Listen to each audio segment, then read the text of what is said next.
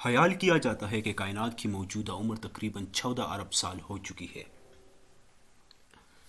اب یہ نظریہ عام طور پر قبول کیا جا چکا ہے کہ کائنات کی آغاز ایک ایسی حیات سے واقع ہوا ہے جسے ہم بگ بینگ کے نام سے جانے جاتے ہیں۔ بگ بینگ کیا ہے؟ بگ بینگ پہ ایک پراپر تھیری بھی پیش کی گئی ہے جس پہ ایک علیحدہ لیکچر تیار کیا جا سکتا ہے کہ ساری دنیا، سارا یونیورس، سارا کائنات جو ہمارے آنکھوں کے سامنے اور جو ہمارے آنکھوں سے دور دور جسے ہم دیکھ بھی نہیں سکتے، سب کچھ ایک دھماکے کی وجہ سے وجود میں آیا ہے، اور اس دھماکے کو ہم نے بگ بینگ کا نام دیا ہوا ہے۔ یہ آج سے تقریباً 15 ارب سال پہلے کی بات ہے۔ عظیم دھماکے کا نظریہ، بگ بینگ کا نظریہ، اس بات کو بھی لازم قرار دیتا ہے کہ کائنات کا اختتام ہوگا جب تمام تر مادہ کائنات آپس میں ٹکرا کر پاش پاش ہو جائے گا۔ یہ عظیم سانحہ آج سے تقریباً 65 ارب سال بعد وقوع پذیر ہوگا۔ اب اس چیز پہ سائنسدان جو ہے وہ متفق نہیں ہو رہے کہ کائنات شروع کب ہوئی ہے، پراپر ڈیٹ کا کوئی پتہ نہیں، اور ایگزیکٹ ڈیٹ ختم ہونے کا بھی کوئی اندازہ نہیں لگایا جا سکتا۔ اندازے لگائے جا سکتے لیکن ایگزیکٹ ڈیٹ نہیں بتایا جا سکتا۔ اس نظریے کی بنیاد آئنسٹائن کے نظریہ اضافیت نے 1905 میں ہی مہیا کر دی تھی۔ 1965 میں کاسمک بیک گراؤنڈ ریڈیشن کی دریافت سے اس نظریے کو پائے تکمیل تک پہنچایا، اور یہ دنیا بھر میں ایک حیثیت اختیار کر چکا ہے۔ آج تقریباً تمام دنیا اسی نظریے کے قائل ہے کہ ساری دنیا جو ہے ایک بگ بینگ، ایک کاسمک بیک گراؤنڈ ریڈیشن کی وجہ سے بنی ہوئی ہے۔ یونیورس میں تو بہت سی چیزیں آتے ہیں۔ بات کرتے ستاروں کی، ستارے ہمارے سورج سمیت تمام ستارے، اس میں سورج بھی آتا ہے، وہ بھی ایک ستارہ ہے لیکن کافی بڑا ہے، جس کے ارد گرد باقی زمین اور باقی جو سیٹلائٹس ہے، جو سیارے ہیں، اس کے ارد گرد گھومتے ہیں۔ ہمارے سورج سمیت تمام ستارے گیسوں سے مرکب گولے ہیں، مطلب کہ گیسوں سے بنے ہوئے ہیں جو نیوکلیائی دھماکوں سے پیدا ہوئی ہے۔ اس سارے کائنات میں بہت ساری چیزیں ہیں جس میں سیارے بھی آتے ہیں، جسے ہم ستارے بھی کہتے ہیں۔ ہمارے سورج سمیت تمام ستارے گیسوں سے مرکب گولے ہیں، مطلب کہ گیسوں کا مجموعہ ہے۔ جس طرح سے ہم کہتے ہیں کہ سورج میں بھی مختلف قسم کے گیسز ہوتے ہیں، اور جس کی کولیجن، جس کی فیوژنز کی وجہ سے، نیوکلیئر فیوژن اسپیسیفکلی ہم اس کے لیے یوز کرتے ہیں کہ اس کی وجہ سے یہ اپنی شعاع، یہ ریز پروڈیوس کرتے ہیں، جس کی وجہ سے ہمیں روشنی ملتی ہے اور ہمیں ہیٹ ملتی ہے۔ اس ارتھ، اس زمین، اس کی بدولت سروائیو کرتی ہے۔ اور اگر اسی طرح ہم کہکشاں کی بات کریں تو ایک امریکی ماہر فلکیات ایڈون نے کہکشاؤں کی درجہ بندی کے لیے ایک نظام وضع کیا تھا، ایک نظام اس کے لیے مقرر کیا تھا جو ابھی تک زیر استعمال ہے۔ اس نے ایک تھیری پیش کی تھی، ایک قسم سے اس نے کہکشاؤں کی بنیادی اقسام کے 3 گروپ تشکیل دیے تھے۔ ایک کو ہم ایلپٹیکل گلیکسیز کہتے ہیں، ایک کو ہم اسپائرل گلیکسیز، جو چکردار کہکشائیں ہوتی ہیں، اس کے نام سے جانا جاتا ہے۔ ستاروں میں موجود ہائیڈروجن خود کار ایٹمی دھماکوں سے جل جل کر ہیلیم میں تبدیل ہوتی رہتی ہے۔ بعد ازاں شدت حرارت کی سبب ہیلیم بھی جلنا شروع کر دیتی ہے اور کاربن پیدا کرنے لگتی ہے۔ کاربن کی تہ ستارے کے مرکز میں جمع ہونے لگتی ہے۔ ہائیڈروجن اور ہیلیم کے جلنے کے اس دوہرے عمل سے ستارے کی حرارت میں مزید شدت آ جاتی ہے اور اس کی سطح زوردار دھماکوں سے پھول جاتی ہے۔ اس پھولے ہوئے ستاروں کو سرخ زحام یا ریڈ جائنٹ کا نام بھی دیا جاتا ہے۔ سرخ زحام بننے سے یہ ریڈ جائنٹ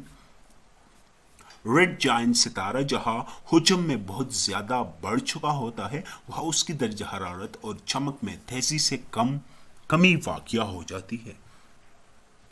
اور اگر ہم سورج کی بات کریں، سولر سسٹم کی بات کریں، تو سورج جو ہماری زمین کے لیے روشنی اور حرارت کا بنیادی ذریعہ ہے، بہت معمولی درجے کا ایک ستارہ ہے۔ یعنی کہ اس سے بڑے بڑے بہت زیادہ ستارے موجود ہیں، بڑے بڑے ستارے جو سورج سے، سن سے یہ 1000 گنا زیادہ بڑے ہیں، جسے ہم نے آج تک دریافت بھی نہیں کیا اور نہ ہم اسے دیکھ سکتے ہیں۔ یہ کہکشاں کے مرکز سے 30,000 سال کے فاصلے پر واقع ہے۔ سورج نظام شمسی کا مرکز ہے، جس میں 9 بڑے سیاروں اور ان کے چاندوں سمیت سیاروں کے مابین واقع چھوٹے اجسام، ہزاروں سیارے تارے شامل ہیں۔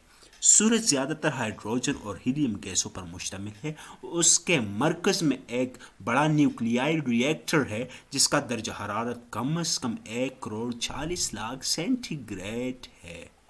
تو یاد رہے کہ اتنی دور سے اگر ایک چیز آپ کو حرارت فراہم کرتی ہے تو سوچنے کی بات ہے کہ اس کی اپنی حرارت کتنی ہو۔ سورج نیوکلیائی فیوژن کے ذریعے توانائی پیدا کرتا ہے، جس سے ہائیڈروجن ہیلیم میں تبدیل ہو جاتی ہے اور ساتھ ہی ساتھ توانائی کا اخراج بھی کرتی ہے۔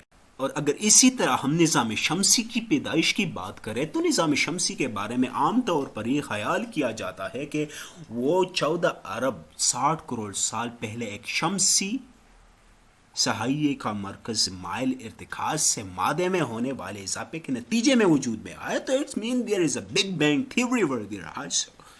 وہ شمسی صحابیہ ابتدا گیس اور گرد و غبار کا گھومتا ہوا بادل تھا۔ It was nothing, there was nothing, it has just been created by someone, and we know that who's that someone about whom we are talking about, and it's obviously that is God۔ نظام شمسی کی ابتدا تشکیل کے وقت کش ثقل ایک غالب قوت کے طور پر موجود تھی۔ بعد ازاں کسی مرحلے میں شمسی صحائیے میں بہت سے مرکز نمو پانے لگے، جو بڑھتے بڑھتے آخر کار سیاروں کی شکل اختیار کرتے چلے گئے، جنہیں آج ہم بخوبی جانتے ہیں۔ یہ حقیقت کہ تمام سیارے سورج کے گرد یکساں سمت میں گردش کرتے ہیں، یہ سوچنے پر مجبور کرتی ہے کہ یہ نظام شمسی کا حصہ ہے اور اسی کی بدولت یہ سارے سیارے پیدا ہوئے ہیں۔ مطلب کہ بیک وقت سورج اور سورج کے ارد گرد گرنے والے سیارے پیدا ہوئے ہیں، تخلیق ہوئے ہیں۔ اور اگر اسی طرح ہم سیارچے کی بات کریں، سیارچے مین ایسٹرائڈز، جسے ہم ایسٹرائڈز بھی کہتے ہیں، ہزاروں کی تعداد میں پائے جاتے ہیں۔ ان میں سے بیشتر مریخ جو اور مشتری جسے ہم مرکری بھی کہتے ہیں کے درمیان ایک دونوں کے درمیان ایک پٹی کی صورت میں سورج کے گرد گردش کرتے ہیں۔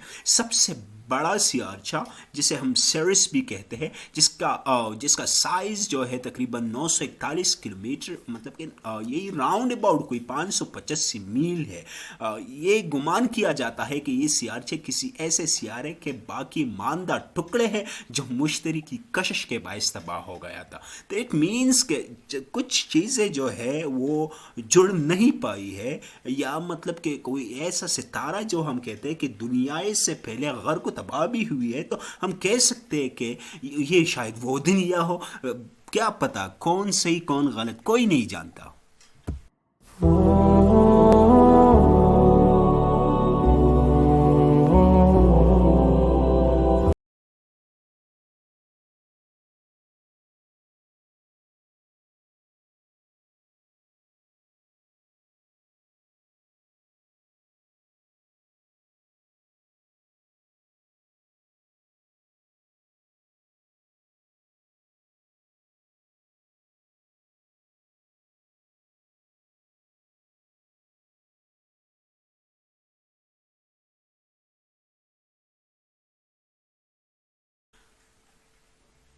اب زمین کس طرح اپنے وجود میں آئی ہے؟ تقریباً 4,60,00,000 سال پہلے جو بگ بینگ ہوا تھا، گرد و غبار کے ذرات، گھومتی ہوئی گیسوں اور زیر تشکیل چھوٹے چھوٹے سیاروں کے مواد سے معرض وجود میں آئی ہے یہ زمین ہماری۔ اور اس کا مین جو دار و مدار تھا وہ گریوٹی پہ تھا، جسے ہم کشش ثقل بھی کہتے ہیں۔ ان کے عناصر کو انتہائی دباؤ کے تحت باہم ملا دیا۔ ان ساری چیزوں کو اس گریوٹی نے کھینچ لیا، جیسے کہ ہم ایک میگنیٹک فیلڈ کو کسی جگہ پہ، ایک میگنیٹ کو کسی جگہ پہ رکھ لیتے اور اس کے ارد گرد جو چیزیں وہ اٹریکٹ کر سکتا ہے، گریب کر سکتا ہے، وہ گریب کر لیتے۔ سو سیم تھنگ جو ہے وہ گریوٹی نے کیا۔ اس کے ساتھ ساتھ کشش ثقل نے باری عناصر کو مرکز کی سمت کھینچ لیا اور گیسوں سمیت ہلکے ہلکے عناصر اور مرکبات سطح کی طرف اکٹھے ہونے لگے۔ بالآخر بیرونی تہ سخت ہو گئی، اگرچہ مرکز پھر بھی مایا حالت میں ہے۔ مرکز زمین کے ڈیفرنٹ کورز آف ارتھ ہے۔ اس چیز پہ جیولوجی کے فیلڈ والے زیادہ اچھے طریقے سے سمجھ سکتے ہیں کہ ارتھ کو انہوں نے ڈیفرنٹ لیئرز میں ڈیوائڈ کیا ہوا ہے، اور ان کا بلیف ہے کہ somehow at some centre at some core at some layer یہ جو ارتھ ہے یہ اندر سے ابھی بھی مایا حالت میں ہے، مطلب کہ نرم حالت میں ہے۔ اب وہ مراحل جس مراحل سے یہ زمین گزری ہے، ایک چیز جب بنتی ہے تو وہ کچھ مراحل کچھ سٹیپ سے گزرتی ہے۔ ہم اگر ایک جوتا بھی بناتے ہیں تو وہ بھی ڈیفرنٹ لیئر سے گزرتی، اسی طرح یہ زمین بھی جب بن رہی تھی تو ڈیفرنٹ جو ہے سٹیپ سے ہی گزری ہے۔ زمینی ابتدا متحرک گرد و غبار، گیسوں اور کیمیائی مرکبات کا بادل تھی، مطلب کہ it was nothing, it was just cloud at the first. Second, دوسرے مرحلے میں نسبتاً وزنی ذرات اس بادل کے مرکز کی طرف سمٹ آئے، مطلب کہ اندر سے ہم کہتے ہیں کہ زمین کیا ہے، یہ نرم ہے، اور ارد گرد اس کے سخت اشیاء جو گریوٹی کی وجہ سے اٹریکٹ ہو رہی ہے اور اس کے ارد گرد جمع ہو رہی ہے۔ تیسرا مرحلہ جو ہے زمین کی ابتدائی شکل و صورت بنی، مطلب کہ ان چیزوں نے وہ چیزیں جمع ہو گئی اور زمین کو ایک شکل دی، اور اس کے ارد گرد چہائیے کی طرح کا مادہ چڑھا ہوا تھا، مطلب کہ ایک پراپر سٹرکچر اسے دے دیا گیا اس گریوٹی کی وجہ سے۔ چوتھے مرحلے میں بیرونی چٹانوں کی پگھلنے سے زمین کے اندرونی تہہ سے کیمیکل سطح کی طرف تیز آئے، اور انہوں نے سمندروں اور ابتدائی فضا کو تشکیل دیا۔ مطلب کہ ہر چیز کے درمیان ایک لنک پایا جاتا ہے، ایک چیز دوسری چیز کی وجہ سے بنی ہوئی ہے۔ چاند کا مرکز زمین کے مرکز سے اپنا فاصلہ تقریباً 3,84,400 کلومیٹر برقرار رکھتا ہے، مطلب کہ چاند اور زمین کے درمیان اتنا فاصلہ ہے، اس کا زمین سے کم از کم فاصلہ 3,63,300 کلومیٹر ہے، مطلب کہ ایک پوائنٹ پہ زمین کے قریب بھی آ جاتی ہے چاند، جو زیادہ سے زیادہ 4,55,000 کلومیٹر ہے، مطلب کہ بیچ بیچ میں رہتا ہے، کبھی قریب کبھی دور۔ چاند زمین کا سب سے بڑا ماتحتی سیارہ ہے، یہ نظام شمسی کے آخری سیارے پلوٹو سے بڑا ہے اور زمین کی نسبت 0.2 گنا ہے۔ چاند زمین کے گرد اپنی ایک گردش 27.3 دنوں میں پوری کرتی ہے، مطلب کہ ہم 28 دن کاؤنٹ کرتے ہیں کہ 28 دن جو ہے چاند اپنا ایک چکر کمپلیٹ کرتا ہے زمین کے ارد گرد۔ اب اگر بات کریں کہ کائنات کو تخلیق کیسے کیا گیا ہے قرآن کی روح سے، تو تخلیق کائنات کے قرآنی اصولوں میں سے ایک بنیادی اصول یہ ہے کہ شروع میں کائنات کا تمام بنیادی مواد ایک اکائی کی صورت میں تھا، مطلب کہ سب کچھ everything was just in one form, just was one shape, one structure، جسے پارا پارا کرتے ہوئے مختلف حصوں میں جدا کر دیا گیا۔ اس عمل سے کائنات کا پھیلاؤ شروع ہوا جو مسلسل جاری و ساری ہے۔ قرآن مجید اس حقیقت کو ان الفاظ میں بیان کرتا ہے، اور کیا کافر لوگوں نے نہیں دیکھا کہ جملہ آسمانی کائنات اور زمین سب ایک اکائی کی شکل میں جڑے ہوئے تھے، بس ہم نے انہیں پاڑ کر جدا کر دیا، اور ہم نے زمین پر ہر زندہ چیز کی زندگی کے نمود پانی سے کی، تو کیا وہ ان حقائق سے آگاہ ہو کر اب بھی ایمان نہیں لاتے؟ تو اس آیات کی روح سے پتہ چلتا ہے کہ before the creation of the universe everything was in just one form, everything was in one single shape, in one single a gigantic structure۔ اور دوسرے آیات میں کہتے ہیں کہ ارضی زمین کے گرد فضائے بسیط میں نظام کائنات کی حفاظت کے لیے 7 راستے یعنی 7 مقناطیسی پٹیاں یا میدان بنائے ہیں، اور ہم کائنات کی تخلیق اور اس کی حفاظت کے تقاضوں سے بے خبر نہ تھے۔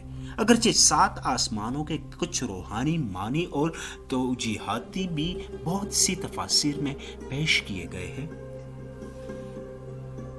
اگرچہ 7 آسمانوں کے کچھ روحانی معنی بہت سی تفاسیر میں پیش کیے گئے ہیں اور ہم ان کی تائید کرتے ہیں، اور پھر اللہ کہتا ہے کہ ان سے پوچھے کیا تم اس ذات کے منکر ہو جس نے زمین کو 2 مراحل میں تخلیق کیا اور دوسروں کو اس کا ہمسر ٹھہراتے ہو، وہی تو تمام جہانوں کا پروردگار ہے۔ تو مطلب کہ جو بھی چیزیں ہیں اس دنیا میں، یہ آیات جو ہے سورہ سجدہ 9:41 سے لیا گیا ہے۔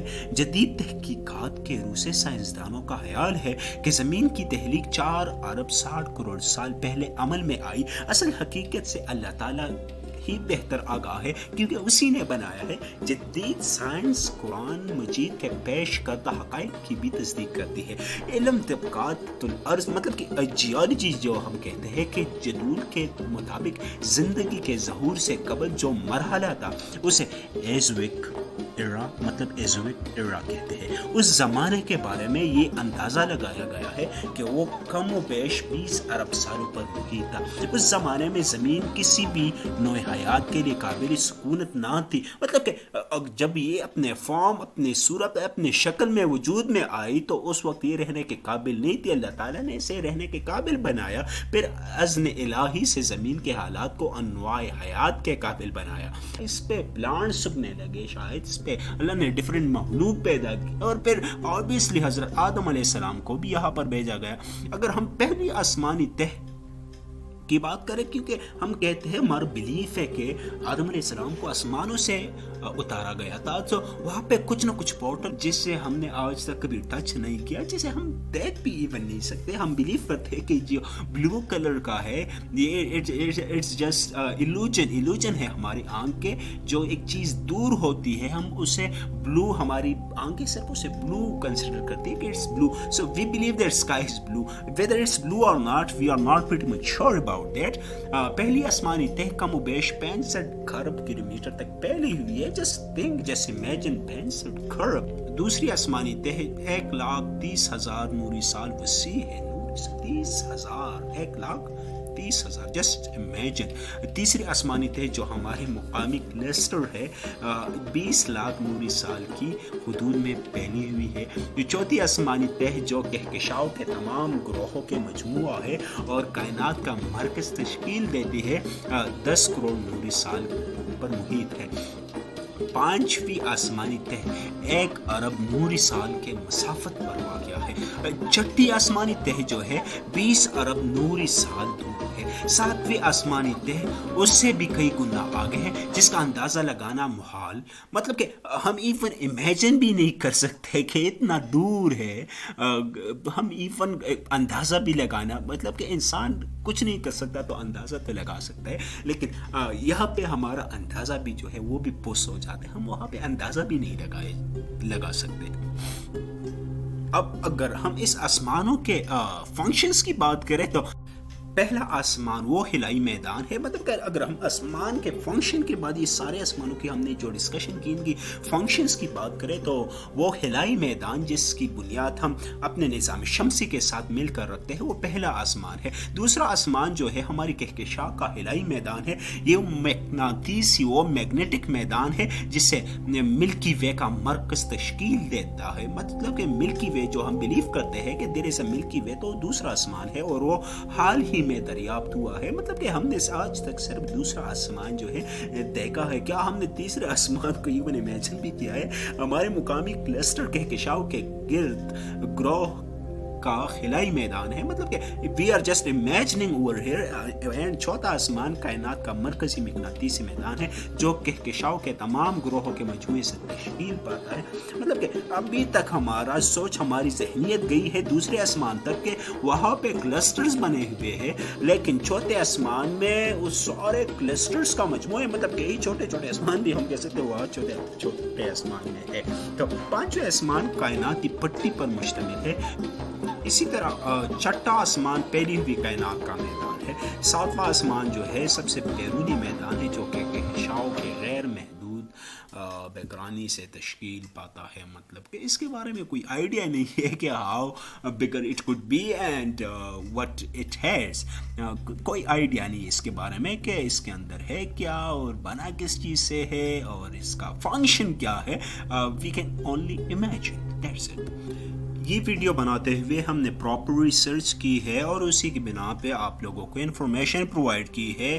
اور اس ویڈیو میں اگر کوئی بھی کہیں بھی کوئی کوتاہی کی گئی ہو, کوئی کمی آپ لوگوں کو نظر آ رہی ہو, تو کائنڈلی کمنٹ سیکشن میں وہ کہہ دے تاکہ وہ کمی وہ بیشی ہم دور کر کے آپ کے لیے ایک بہترین چیز پرووائڈ کر سکے. جی اور بھول گیا ایک چیز, kindly do like and subscribe the channel if you like the video. آپ کو اگر ویڈیو پسند آئی ہے تو یہ چینل لائک کر لو, سبسکرائب کر لو اور کمنٹ سیکشن میں بتا دو کہ ہمارا اگلا ٹاپک کس چیز پہ ہونا چاہیے, ہم کس چیز پہ ڈسکشن کریں.